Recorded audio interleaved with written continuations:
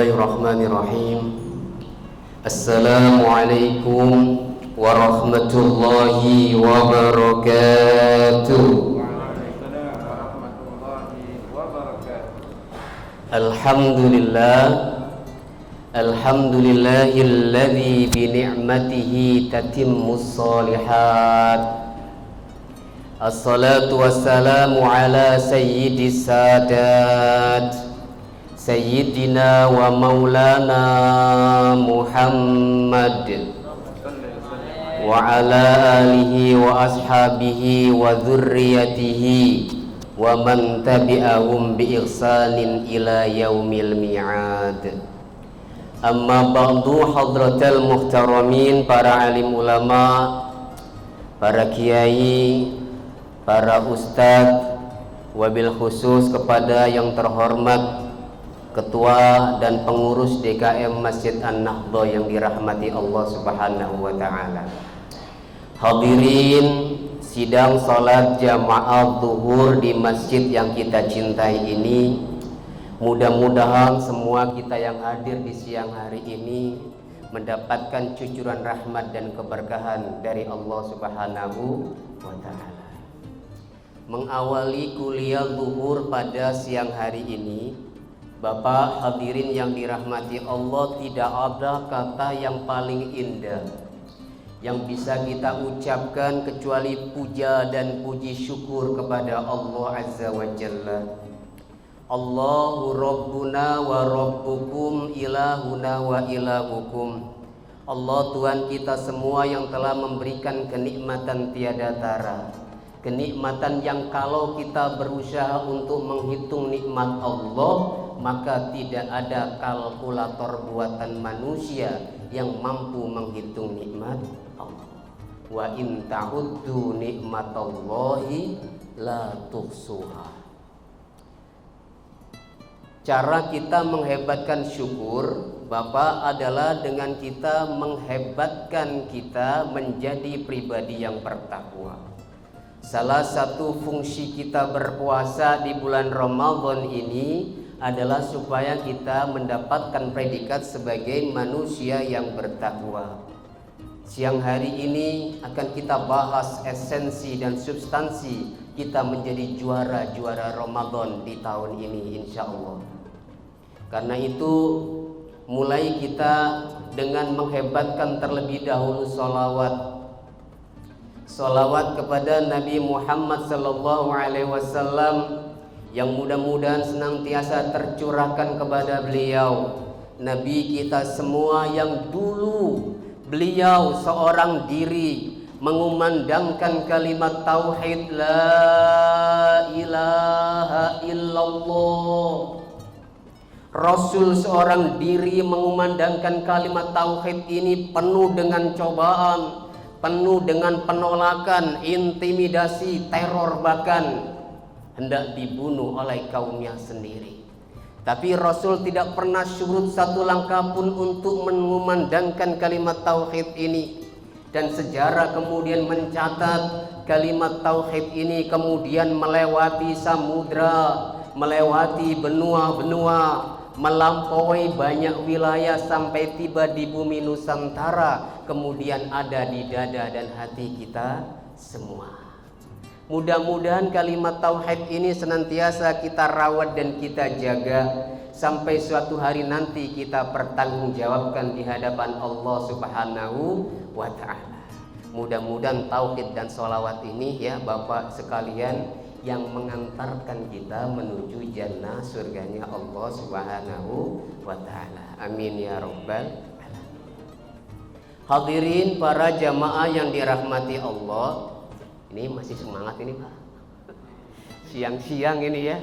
Alhamdulillah kuda sudah melewati separuh lebih dari perjalanan ibadah puasa Ramadan kita. Betul Pak ya? Ini adalah hari yang ke-17. Semalam kita merayakan dan memperingati nuzulul Quran. Benar ya Pak, tanggal 17 ya ini ya, 17 Ramadan, betul ya? Artinya sebentar lagi kita akan tiba pada garis finish perjalanan Ramadan, kemudian berjumpa dengan kemenangan. Ibarat sebuah pertandingan, para hadirin, puasa Ramadan itu ya awalnya banyak orang yang ikut. Kalau kita ada perlombaan begitu semuanya pada ikut. Di pertengahan jalan banyak yang prodo, banyak yang dakwah, banyak yang melambaikan tangannya ke kamera, mundur kemudian tidak melaksanakan ibadah. Kalau di awal Ramadan semua tempat ibadah penuh, masjid penuh sampai luber keluar, mushola penuh. Tapi kalau sudah pertengahan jalan ini, alhamdulillah masjid mengalami kemajuan. Mushola pada maju syafnya, ya, bukan banyak lagi jamaahnya, sudah mulai terjadi filterisasi, tersaring dengan sendirinya. Siapa yang masih kuat untuk melanjutkan perjalanan perjuangan ibadah Ramadan, siapa yang kemudian harus mengalah dan kemudian kalah dengan dirinya sendiri. Bapak hadirin yang hari ini masih kukuh dalam keimanan yang kuat kepada Allah untuk melaksanakan ibadah, masih hatinya ini tidak tergoda dengan apapun yang mengganggu esensi beribadah puasa kita.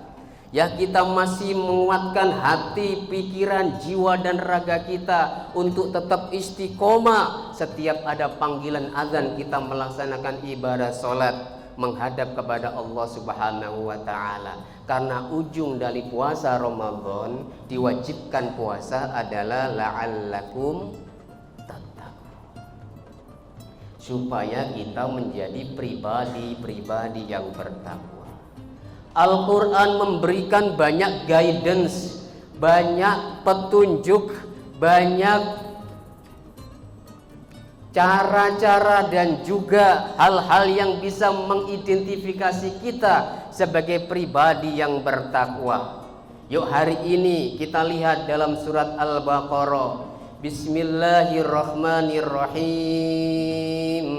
Apakah siapa sih orang yang disebut sebagai orang yang bertakwa itu? Alladzina yu'minuna bil ghaibi wa yuqimunas sholata wa mimma razaqnahum yunfikun. Ini pada hafal ini Pak? Yang biasa kita baca ketika tahlilan ba'da sholat maghrib menjelang malam Jumat, ketika banyak acara tradisi kita, tradisi tahlilan, ini udah paling hafal semua. Tapi apakah kita kemudian paham bahwa orang yang bertakwa itu kata Allah alladzina yu'minuna bil ghaibi, orang yang mempercayai dan meyakini tentang sesuatu kegaiban. Allah itu maha gaib, kita yakin sesuatu yang tidak diindra tapi Allah memberikan petunjuknya, itu harus diyakini. Kita kemudian taslim meyakini itu. Wa yuqimunas sholata, dan menegakkan sholat sebagai bentuk peribadahan yang paling utama dalam keberagamaan kita. Kita ta'abbud menyembah kepada Allah, Allah kemudian memberikan caranya. Salah satunya adalah kita meletakkan dahi kita di tempat yang paling bawah. Kita kemudian membaca tasbih, tapi ujungnya kita adalah memuliakan Allah yang maha tinggi. Itu dalam ibadah sholat kita. Wa mimma razaqnahum yunfikun, dan sebagian dari apa yang kami berikan rezeki kepada mereka, mereka kemudian menginfakkan kembali. Kemudian kita diberikan 1 bulan yang mulia, 30 hari penuh, kadang 29. Untuk apa? Terjadi perlombaan untuk melakukan kebaikan, di mana kebaikan kemudian dilipat gandakan nilai dan pahalanya, sehingga siapa yang mau mengikuti kejuaraan itu ujungnya akan menjadi sang juara dalam nilai Allah Subhanahu wa ta'ala, mendapatkan trofi ketakwaan, menjadi la'allakum tattaqun. Lalu kalau kita sudah menjadi pribadi yang bertakwa, kalau kita bisa istiqomah dalam ketakwaan kita, dalam makna kita melakukan apapun yang diperintahkan oleh Allah, dan dalam waktu yang sama kita komitmen untuk meninggalkan apapun yang dilarang oleh Allah. Makna secara gampangnya Pak, yang dinamakan takwa itu adalah komitmen diri, bahwa kita selalu melaksanakan perintah Allah, dan dalam waktu yang sama komitmen diri kita meninggalkan apapun yang dilarang oleh Allah. Jika hal ini sudah kita lakukan, kata Al-Quran, wa may yattaqillaha yaj'al lahu makhraja wa yarzuqhu min haitsu la yahtasib wa man yatawakkal 'ala Allah fa huwa hasbuh. Bapak hadirin yang dirahmati Allah Subhanahu wa taala, bagaimana Allah menghidangkan kedahsyatan dari diri orang yang bertakwa. Kata Allah dalam Al-Quran, wa may yattaqillaha, barang siapa yang mau bertakwa kepada Allah, dia komitmen menjadi pribadi yang bertakwa kepada Allah, sepanjang waktunya dipersembahkan untuk Allah Subhanahu wa taala dalam ibadah-ibadah yang lihat. Karena esensi ketakwaan ini, apapun masalah yang dihadapinya, janji Allah, yaj'al lahu makhraja. Makhraj itu Pak berasal dari kata kharaja.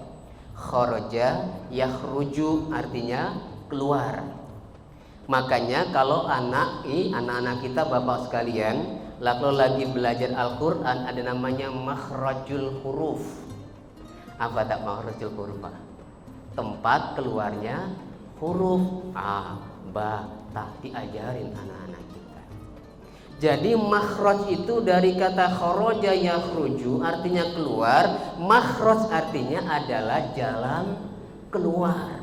Dalam bahasa kita adalah solusi atas setiap persoalan kehidupan kita.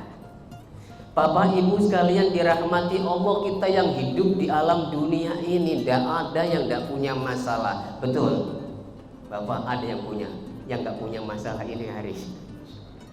Yang kerja bingung, karir nggak naik-naik, betul Pak.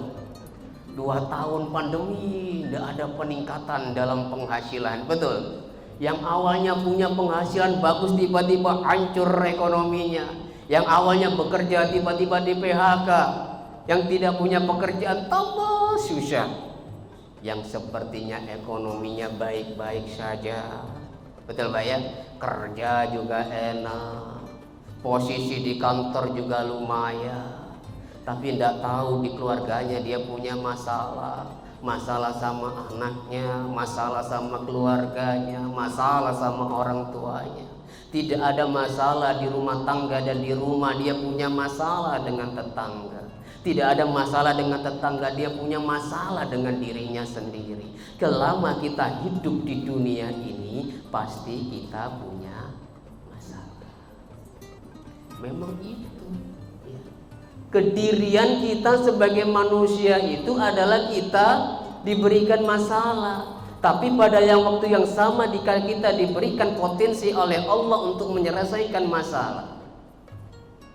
Tapi ketika kita berusaha menyelesaikan masalah kita, apapun bentuk masalahnya, masalah anak, masalah keluarga, masalah ekonomi, masalah finansial, masalah keuangan, pada satu titik kita tidak bisa lagi menyelesaikan masalah kita.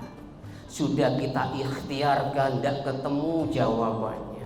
Sudah kita berusaha untuk menyelesaikan persoalan hidup kita, tapi kok sepertinya kita semakin susah, semakin berada pada kondisi gelap gulita dalam kehidupan kita. Berapa kali dalam etapa hidup kita seperti dibenturkan ke dalam dinding, dan kita tidak tahu lagi bagaimana caranya untuk menyelesaikannya. Betul Pak?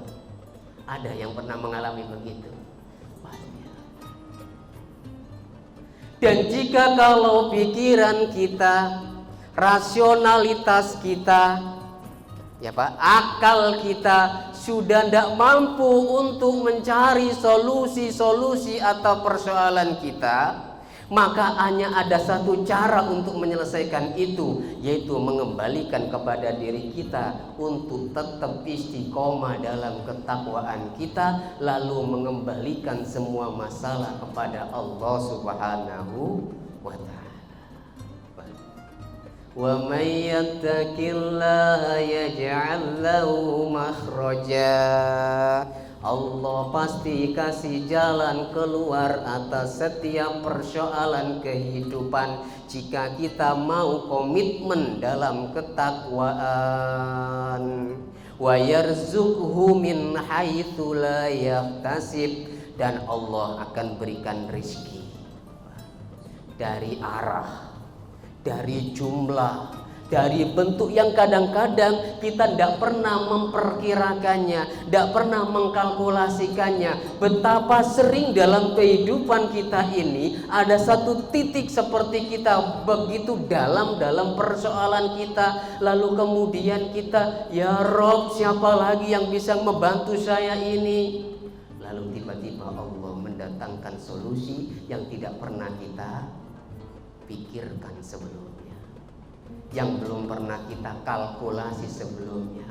Semua rencana, semua proposal kehidupan sudah kita usahakan, tapi semuanya gagal. Tapi ada satu titik terang yang kemudian Allah tunjukkan kepada kita, yang itu tidak pernah kita pikirkan, justru itu menjadi solusi atas kehidupan kita. Wa man yatawakkal 'ala Allah fahuwa hasbuh. Setelah kita bertakwa, maka selanjutnya itu Bapak Ibu hadirin jamaah sekalian yang dirahmati Allah, adalah kita bertawakul. Bahasa kita tawakal. Wa man yatawakkal, dan barang siapa yang berpasrah. Tawakul atau tawakal ini artinya kita berpasrah bahwa segala sesuatu yang boleh jadi menurut logika dan pikiran kita tidak mungkin, tapi kalau Allah sudah mengatakan itu mungkin, maka tidak ada yang bisa mengalahkan kemungkinan yang diciptakan oleh Allah. Ini Pak, esensi keyakinan kita sebagai pribadi muslim. Islam, muslim, taslim. Kalau kita sudah berislam, kemudian predikat kita menjadi muslim, maka selanjutnya kita bertaslim. Taslim itu apa? Pasrah total kepada Allah. Apapun yang menjadi urusan kita, selama kita kembalikan kepada Allah dan menghadirkan Allah dalam kehidupan kita, maka tidak ada masalah yang tidak selesai oleh Allah. Dalam bahasa orang sono, everything is possible if you believe in Allah. Segala sesuatu itu mungkin dan bisa terjadi selama kita yakin kepada Allah. Boleh jadi kemarin kita punya rencana tidak terwujud, boleh jadi kita punya hajat dan keinginan tidak dikabulkan oleh Allah karena masih ada nota ragu di dalam diri dan hati kita. Kita tidak sepenuhnya taslim, tidak sepenuhnya pasrah kepada Allah Subhanahu wa ta'ala. Padahal ini yang seringkali kan kita ucapkan dalam ibadah kita. Yuk Pak, kita refleksikan diri kita. Apa yang kita baca dalam ibadah sholat kita? Inna sholati wa nusuki wa mahyaya wa mamati lillahi rabbil alamin. Sesungguhnya sholatku, kan kita baca itu, dan ibadahku, juga hidup dan kematianku itu untuk Allah. Kita sudah ikrar bahwa sholat, ibadah, hidup dan kematian kita itu kita persembahkan seutuhnya kepada Allah. Tapi kalau sudah digempur satu masalah, kita kemudian tumbang seakan-akan kita tidak punya Tuhan. Padahal esensi cara Allah menyelesaikan urusan kita adalah innama amruhu idza aradallahu syai'an ayyakula lahu kun fayakun. Urusan sama Allah itu Jika Allah sudah menghendaki satu perkara, Allah cukup mengatakan kun, terjadilah. Maka semesta alam raya ini sistemnya bergerak untuk mewujudkan apa yang dikehendaki oleh Allah. Fayakun, maka terjadi. Yuk Bapak Ibu hadirin sekalian, mudah-mudahan kuliah zuhur ini menjadi iktibar buat kita ya, menjadi refleksi diri kita. Apapun hari ini masalah kita, apapun persoalan kehidupan kita, ya, kalau hari ini kita seperti mentok, besok bingung THR keluar apa kagak, betul Pak? Nanti lebaran bisa pulang kampung apa tidak? Maka cara yang paling hebat yang bisa dilakukan oleh pribadi yang beriman, pribadi yang muslim, pribadi yang sudah taslim adalah menyelesaikan urusannya kepada Allah dalam semangat ketakwaan yang kuat.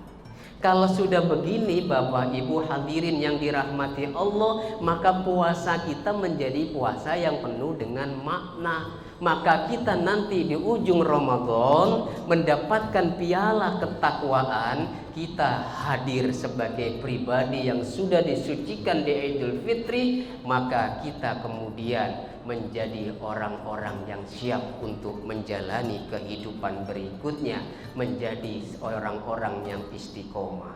Maka hari-hari berikutnya akan lebih mudah kita hadapi dan kita jalankan, insya Allah.